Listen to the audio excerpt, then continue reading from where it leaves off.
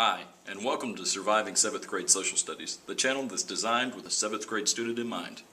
Today we're going to be discussing more topics from the Enlightenment that's really going to tie together a lot of things we've discussed throughout this year. So let's get this started with this whole scientific discoveries versus religion. This debate still goes on today, where we have people that believe that you can't believe in science and religion at the same time. This all kind of starts during this Enlightenment period. Let's go way back to Renaissance. This kicks off the study of Roman and Greek philosophy, which ties into this more secular outlook in society. But the Catholic Church still had a pretty good grip on the people, so everyday life didn't really change. The people still trusted the church, they still believed in everything the church said, and followed religion.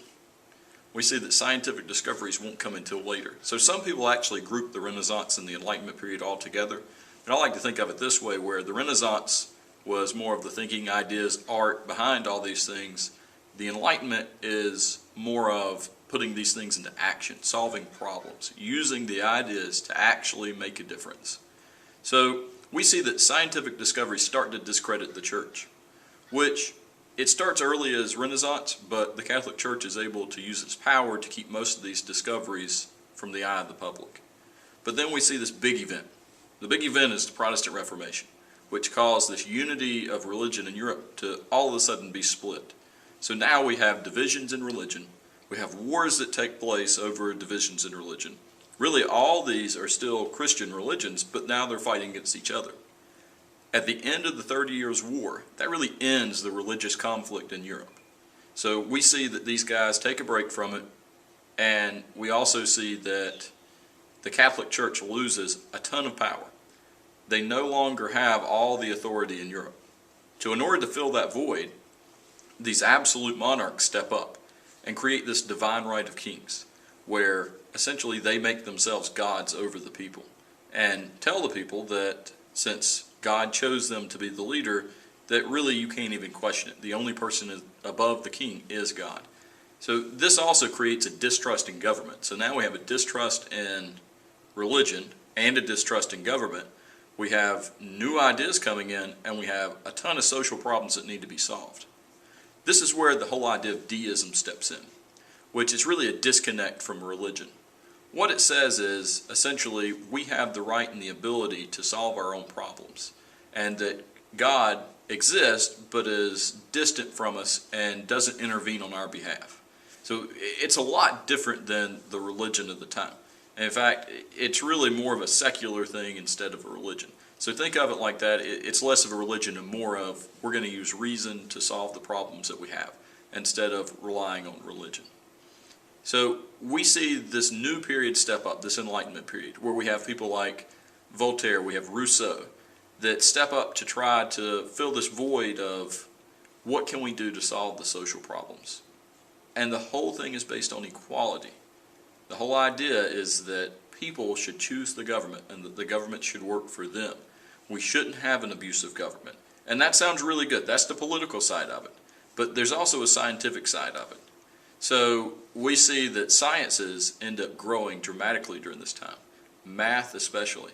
We see that Sir Isaac Newton actually becomes very popular during this time. And in fact, if it wasn't for this time period and him being born just at the right time, we probably wouldn't have a lot of the theories that he created. Also, he describes himself as standing on the shoulders of giants. He combined a lot of different theories and research to make his theories. So he actually gives credit to the ones before him that put all this stuff into motion that he was able to put together and figure out. So he doesn't even take all the credit for that. We also see new economic theories come up. This whole idea of free trade had been around for a little while, but Adam Smith perfects it. Essentially says that free trade is the best way to go and that the market will regulate itself. It will take care of itself if people will just get out of the way and let it happen. So the whole idea is that for the best result to happen, everybody needs to be out for themselves and do what's best for them. And if everybody does what's best for them economically with money, then that's best for everybody. These practices are still put into place today. In fact, a lot of companies believe that if they do what's best for them, that's really best for everybody. It kind of seems like a selfish outlook, but we'll get more into that whenever we talk about the Industrial Revolution too, and some changes that are coming. Also, a new change in psychology, which still exists today because there's no longer this thought that you are just born a bad person. The thought is that you are a product of your environment. So where you grow up, where you live, directly affects who you are, which in turn leads to this idea that if we create this ideal environment, then we'll have an ideal society. If you create a perfect environment, people will act perfectly. So it ends up being wrong because we see that environment's one factor, not the whole factor, but there's this whole drive to create a perfect society. It's a utopia. And a utopia is based on everybody doing what is best for everybody else. Everybody getting along, living in harmony.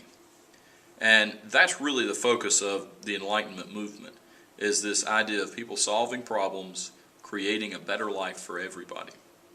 Now let's get on to the fun part. The actual physical anatomy of the human body.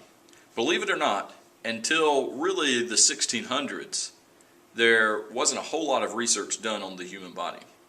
For one, there was nothing to kill pain, so most people said, I'm not going through surgery. Imagine having your appendix taken out and not having anesthesia or anything to dull the pain. You felt everything. Nobody would ever do that. In fact, your body probably couldn't even handle the pain. Also, there was very limited research. The only research that they really had was based on animals that had been bled to death. So imagine a doctor was working on you going off of, let's say, a squirrel that had been bled to death. Now, that's an exaggeration, but still, that's kind of what we were looking at. The anatomy was completely different. Also, they didn't know what the circulatory system was all about because there was no blood in the system when they examined bodies. So they believed that there was actually air in your veins. And here's where we get into Galen's theory. Galen based all of his theories off of the whole idea of air in the veins, and we see that he is completely wrong on pretty much every single aspect. He bases a lot of it off of Aristotle's theory of the four humors. And simply that when you're sick, it's an imbalance in your body. And it's nothing external, it's all internal. So the only way to get you better is to heal the internal factors in your body, to get everything back into balance, which led to pretty much bloodletting, where they cut you open and pretty much bled you until they thought you were better, which a lot of people died from it. If you remember, George Washington actually had this happen to him and he died from it. So many people died just from the treatment of a disease that really can't be treated just by getting rid of blood. They also believed that your body just soaked up blood. So the idea was your air, so air goes through your body to your heart to cool your heart would make the blood and send it out to the rest of your body, and it would just keep making more because your body would absorb it. Galen never really studied this on a human body because if he would have discovered that none of these things are correct. So we see over time we have more and more research that contradicts Galen. For one, they start looking at actual dissections that they do themselves instead of relying on old research. For another, they start kind of contradicting it by looking at bodies that hadn't been bled to death. And finally, we get into actual autopsies of dead bodies, which, if you remember back to Renaissance, Leonardo da Vinci was one of those weird guys that actually did that, but most people did not actually do autopsies on dead bodies. They didn't use cadavers at all. So this was another big thing, which will eventually lead to William Harvey's book on the circulatory system, which pretty much maps out everything that there is to do with the circulatory system and proves that blood actually flows throughout your body, not just that your body absorbs it. Also, there's other research that proves that when you're sick, it's from external forces, like germs. Keep in mind, they don't have a microscope yet. They can't exactly see these things, but they also don't believe it's just an internal imbalance in your body. They believe that it's an external factor. And then we also have new anatomy books that come out that start accurately mapping out the body, which makes it possible for each doctor to know the same amount of information and not just word of mouth or relying on Galen's old theories. In the end, Galen is proven completely wrong, and it leads to a lot of medical discoveries. Medical science gets a lot better during this time. Now, it's not perfect, but it's leaps and bounds beyond where it was before. A doctor actually probably could heal you at that point more so than just kill you. So I hope this clears up some of the topics that we'll talk about during the Enlightenment, and thank you for watching.